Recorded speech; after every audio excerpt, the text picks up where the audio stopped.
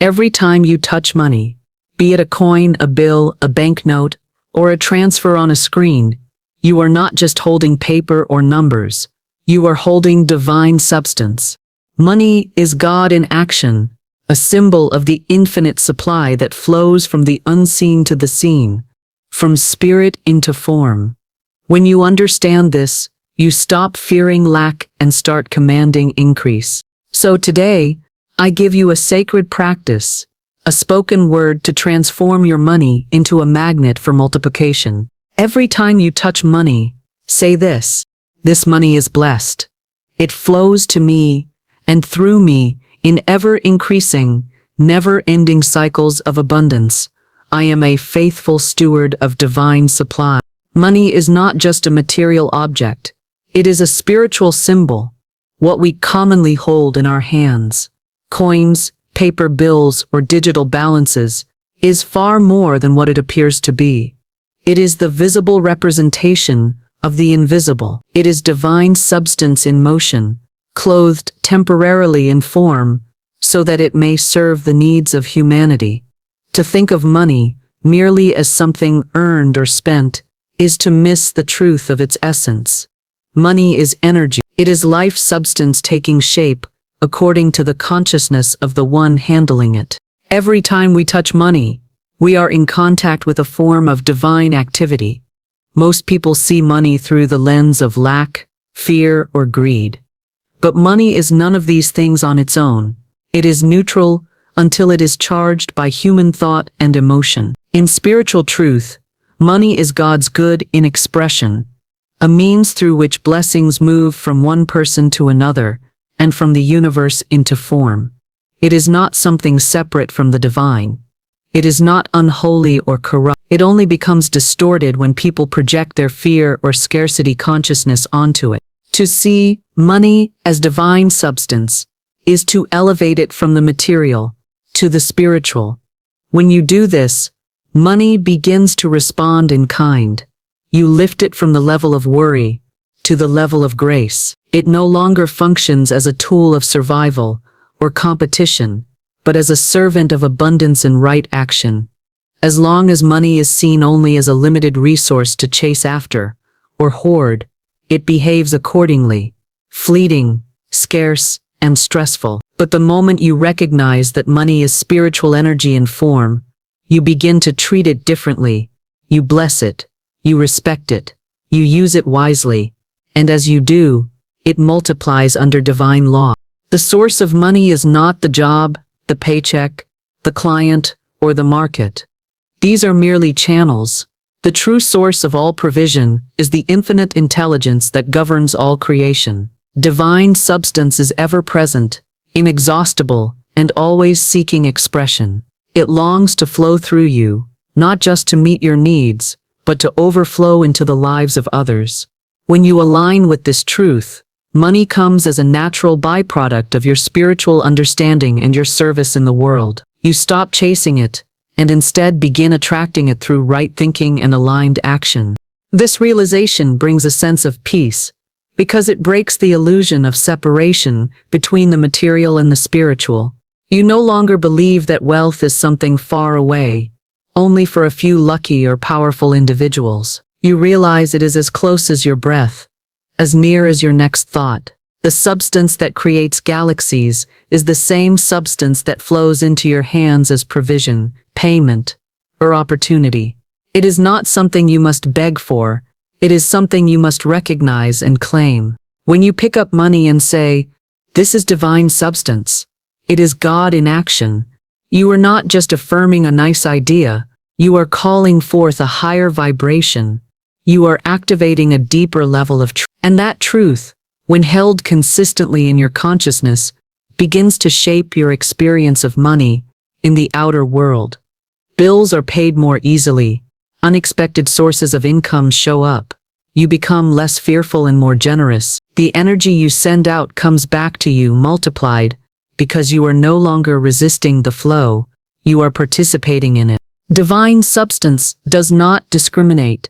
It flows where there is recognition, faith, and gratitude. If you curse money, it diminishes. If you bless it, it grows. If you ignore it or resent it, it slips away. But if you treat it as sacred, handle it with purpose, and circulate it with love, it returns to you pressed down, shaken together, and running over. This is not fantasy, it is spiritual law, and law is unchanging. The more you align with it, the more effortlessly your needs are met, and the more joyfully you participate in the divine economy.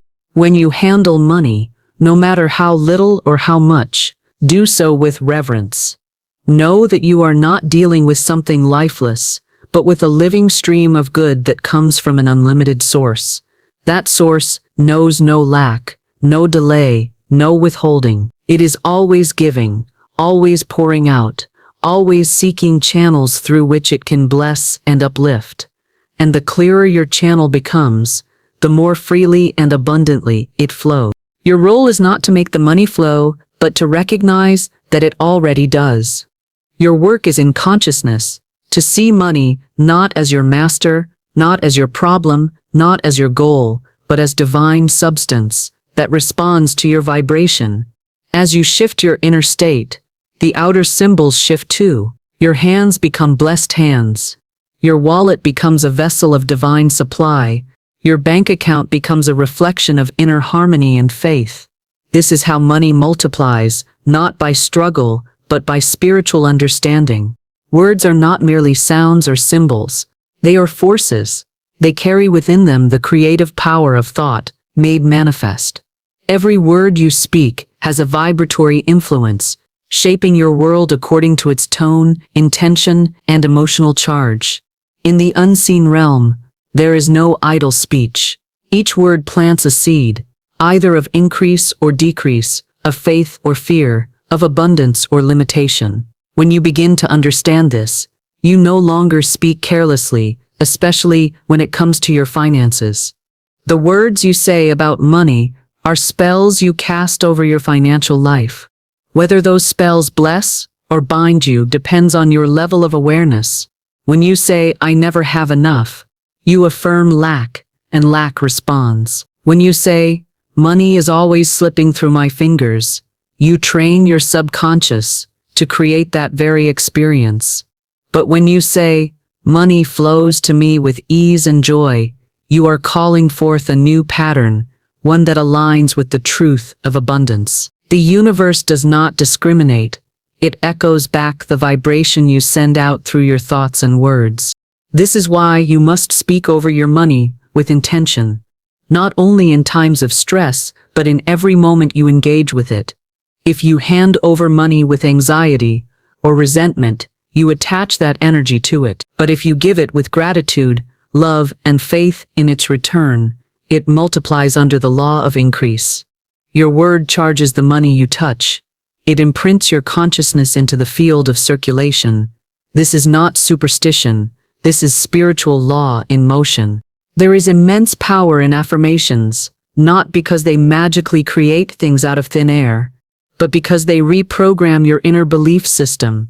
Most people have inherited patterns of lack. They were told from a young age that money is scarce, that it's hard to get, that they must suffer and strive to earn just enough. These thoughts became beliefs, and those beliefs became conditions. But the spoken word has the ability to override those patterns. Every time you say, "I am a channel of divine wealth," you loosen the grip of old stories and replace them with spiritual truth. When you say the words, "This money is blessed," it flows to me and through me in ever-increasing, never-ending cycles of abundance. You are aligning with a higher frequency. You are not asking for money to come. You are affirming that it already is, by divine law. You are speaking from the place of cause, not effect. You are assuming the vibration of one who is provided for, supported, and supplied. And when that vibration becomes consistent, it begins to crystallize into your lived reality. There is no virtue in speaking poverty, and there is no shame in claiming wealth, so long as it is wealth rooted in purpose, truth, and love. Your words should match the life you wish to create. If you desire overflow, you must speak overflow. If you desire freedom, You must speak from freedom. What you declare becomes your decree, and what you decree consistently becomes your experience. It does not matter what your current bank balance says. The spiritual world does not recognize numbers. It responds to faith, belief, and declaration. You do not speak affirmations because you are trying to trick the universe. You speak them because you are training yourself to see through spiritual eyes.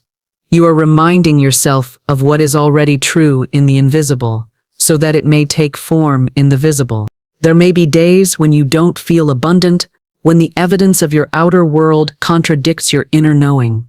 But those are the moments when your words matter most. That is when you plant the seed of wealth in the soil of faith. You say, I do not walk by sight, but by divine vision. Money is a servant of my purpose, and it flows to me now. And even if nothing shifts that day, something shifts within you. And that shift becomes the foundation upon which true, lasting wealth is built. Your word is the instrument of creation. It shapes your consciousness, your vibration, your expectation. It is the rudder of your life. If you wish to change the direction of your financial future, begin by changing your language. Speak as one who knows the laws of prosperity. Speak as one who trusts divine timing. Speak as one who blesses what they have, no matter how small, and who expects more because they know the source is infinite. The power lies not in long, elaborate prayers or complex rituals, but in the quiet conviction with which you speak. A single, sincere affirmation, repeated with faith, is more potent than 1,000 words of worry. The spiritual realm listens not to volume, but to vibration. So speak with clarity, speak with boldness, speak with joy. And remember, every time money passes through your hands, it is an opportunity to bless your life and the lives of others. Your words are the key. Use them wisely. The moment you bless money, you activate spiritual law. You take what appears to be a lifeless object, paper, metal, digital code, and imbue it with divine energy. Money in and of itself holds no power. It responds to the consciousness that surrounds it. When you speak blessing over money, you raise its vibration. You transform it from a neutral tool into a sacred instrument of abundance. This act, simple as it may seem, has the potential to open doors, dissolve limitations, and multiply supply in ways that defy logic. Blessing money is not about superstition. It is about alignment. It is the deliberate act of placing your finances under divine authority, rather than the fluctuating influence of fear, doubt, or economic conditions. When you bless money, you are affirming that it is good, that it serves a divine purpose, and that it flows according to a higher order. You are speaking to the substance behind the form, the spiritual essence that animates all provision. And when you do this, that substance begins to respond. A blessing is a spiritual decree. It is not a wish, not a hope, but a statement of truth spoken in faith. When you say, "This money is blessed," you are not just uttering kind words. You are declaring that this money is under divine law, that it is no longer subject to the chaos of the world, but to the order of spirit. You are telling your subconscious mind that money is safe, that it is purposeful, and that it multiplies because it is part of the infinite supply of the universe. When money is blessed, it carries that blessing with it.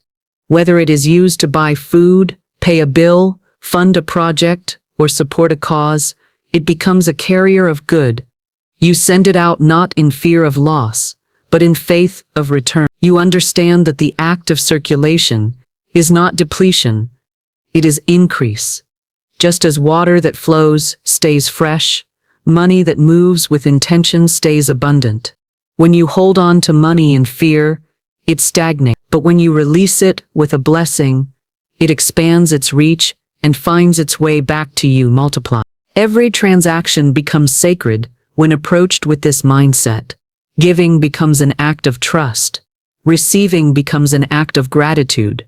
You no longer fear lack, because you understand the law of circulation. What you give in faith returns to you, pressed down, shaken together, and running over. but only when the giving is done with the right spirit. A fearful tithe, a resentful donation, a begrudging payment, these carry the energy of resistance. But a blessed gift, a joyful expense, a generous offering, these open the floodgates of provision. Blessing money does not require wealth. It requires awareness. Whether you are handling a single coin or a large sum, the blessing is equally powerful. In fact, the more you bless the little you have, the more you signal to the universe that you are ready for more. The attitude with which you treat money today determines the supply that flows to you tomorrow.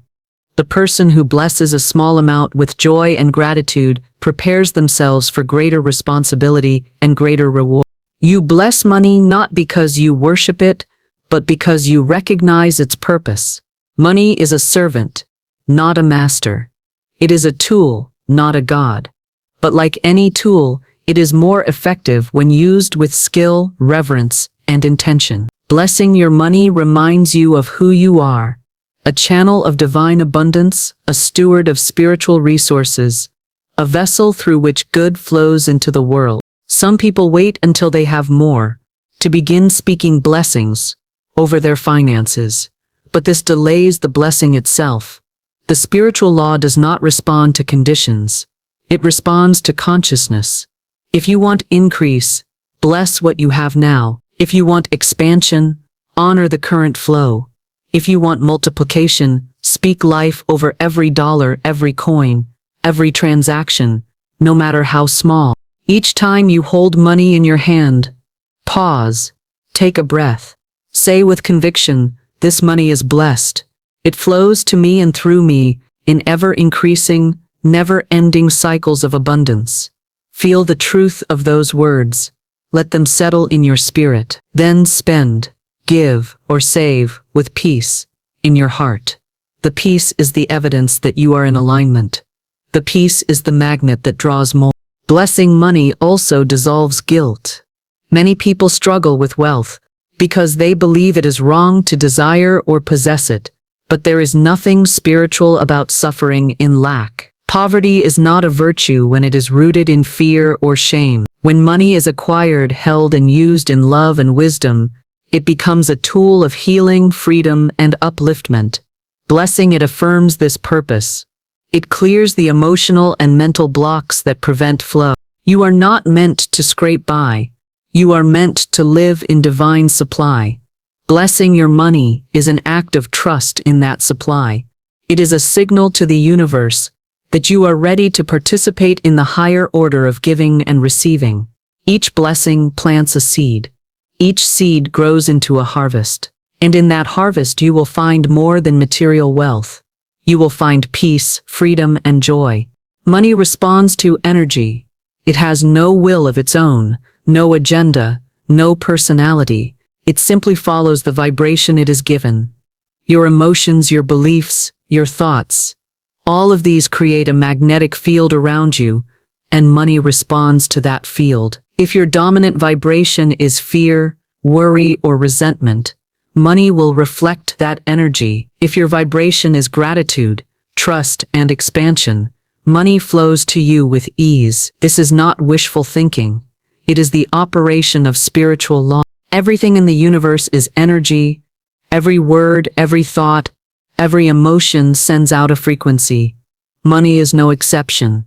It moves along the paths of least resistance, seeking places where it is welcomed, appreciated, and used with wisdom. When you treat money as a burden, as something difficult to obtain or impossible to hold on to, you create resistance.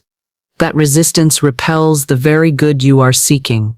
But when you treat money as a friend, as a cooperative force in your life, you create an environment in which it can grow. Many people think they must work harder, longer, or smarter to attract more money, but the true work is inner. You can take all the right actions on the outside, but if your inner state is full of anxiety and doubt, the results will be temporary or blocked altogether. Energy precedes form. The invisible determines the visible. Your relationship with money begins in consciousness, and that relationship determines everything else: how much you receive, how long it stays, and what it does once it's in your hand. Intention is one of the most powerful forces in the universe. What you intend, you attract. If your intention is rooted in lack, such as I need money because I don't have enough, you are reinforcing the belief in scarcity. But if your intention is aligned with abundance, I allow money to flow through me to fulfill my purpose, you are cooperating with divine law. The universe does not respond to begging. It responds to clarity, to alignment, to power spoken from truth. This is why blessing your money is so vital. When you speak words of gratitude and increase over your finances, you are changing the energy that surrounds them. You are assigning purpose to your wealth. Money loves direction. It flows toward order, clarity, and purpose. If you have no intention, if you treat it casually or with resentment, it will drift away or cause stress. But when you give it direction, when you affirm its purpose, when you thank it even before it arrives, you become a vessel fit to carry more. You must release the belief that money is hard to get. That belief itself is a barrier. Money is not hard to get when you are in harmony with it. What is hard is holding on to money when your subconscious beliefs are pushing it away. If you believe deep down that money is evil, or that having too much will make you greedy, or that there's never enough to go around, those beliefs will show up in your reality. Your vibration will contradict your desire, and spiritual law will always honor the stronger of the two. Gratitude shifts your energy instantly. When you feel grateful for what you have, you emit the frequency of abundance. You tell the universe, I am already full, and fullness attracts more. It may seem paradoxical, but the more you feel grateful for the little, the more you are entrusted with the large. Gratitude is not just a polite feeling. It is a magnetic force. It opens the gates of supply because it removes resistance and invites increase. Generosity is another powerful signal to the universe. When you give from a place of love and trust, you affirm that you are not limited, that you are connected to an infinite source. This act of faith sends a strong message. I trust that there is always more where this came from. And that message returns to you in the form of unexpected opportunities, divine timing, and channels of provision that you could not have orchestrated on your own. But giving must be done in the right energy. Giving out of guilt, obligation, or fear of loss only reinforces those same emotions. True giving is joyful. It flows from overflow, even if the amount is small. Your financial life is a mirror of your inner world. If you want to change the reflection, you must change the source. Begin by shifting your energy around money. Release fear. Cancel old stories of struggle and scarcity. Speak life over your finances. Be intentional with your thoughts. Bless every transaction. Give with joy. Receive with humility. Use money as a tool to expand your purpose, your impact, your joy. Money is not chasing anyone. It is responding. It is flowing toward clarity, confidence, and spiritual alignment. If you become a match for abundance, abundance cannot help but flow to you. This is the divine design. Money is not your enemy. It is not your master. It is a servant, waiting for your command, ready to follow the energy you carry. The more peaceful, grateful, and intentional you become, the more naturally it comes into your life. You are not the source of your supply, you are the channel. The true source of all wealth is invisible and infinite. It does not reside in your job, your clients, your business, or your bank account. These are merely vehicles through which the divine substance flows. To confuse the channel with the source is to live in limitation. When one door closes, fear takes over, only when you have forgotten that the source is never closed, never dry, never dependent on a single path. Divine substance is always seeking expression, and it looks for open, willing, trusting channels. You are that channel. Your consciousness determines how freely the divine can flow through your life.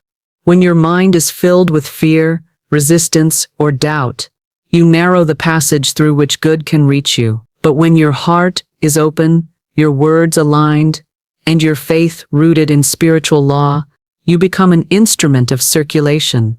Money flows to you not as an isolated event, but as a natural consequence of your connection to the source. There is a fundamental difference between striving and allowing. Striving is the belief that you must create everything through your own effort. It is a mindset of separation, of survival, but allowing is the recognition that divine intelligence is already at work, and your role is to cooperate with it. This is not passivity, it is active receptivity. It is a powerful stance that says, I know I am supported. I know the universe is for me. I trust the unfolding of divine timing. The person who lives from this awareness does not panic in times of uncertainty. They do not fall into despair when outer sources shift.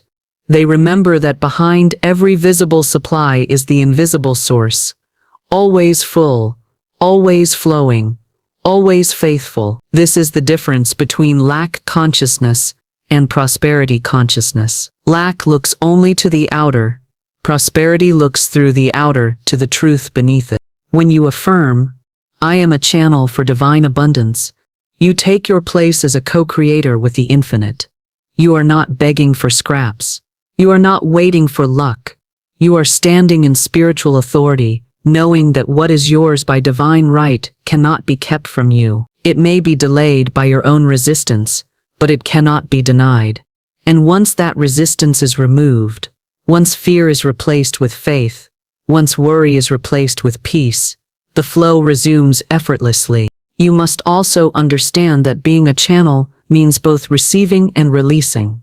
You cannot receive if you are unwilling to let go. The person who clings, who hoards, who lives in fear of loss, is closing the channel. But the person who gives with joy, who shares with love, who circulates their money with trust, is keeping the energy alive and moving. Divine substance does not pull, it flows. It seeks hands that are open, not tight, hearts that are generous, not afraid, minds that are expansive, not limited by the past. It is not your job to force prosperity into your life. It is your job to prepare for it, to align with it, to expect it. You do this through your thoughts, your words, your emotions, and your actions. You do it by blessing what you have, by being a wise steward, and by remaining open to new avenues of supply. Divine abundance is creative. It can come through ways you have never imagined, often in forms that seem unrelated to money at first glance. But when you live as a channel, you begin to recognize the signs, the synchronicities, the divine nudges that guide you to your next step. Living as a channel of divine supply also means that your prosperity is not just for you. You are not the final destination of the wealth that flows through your life. You are the distributor. You receive so that you can give. You are filled so you can pour. The more you embrace this role, the more the universe entrusts to you. Because you are not a dam, you are a river, and rivers are always replenished. It is a great relief to know that you do not have to manufacture your abundance. You only have to receive it, to hold it in consciousness, and to let it flow. Your worth is not measured by how hard you strive, but by how deeply you trust. Your success is not secured by manipulation or control, but by alignment with the ever-giving source. Begin each day by affirming your identity as a channel of abundance. Say to yourself, I am open and ready to receive all that is mine by divine right. I release fear, and I embrace the flow.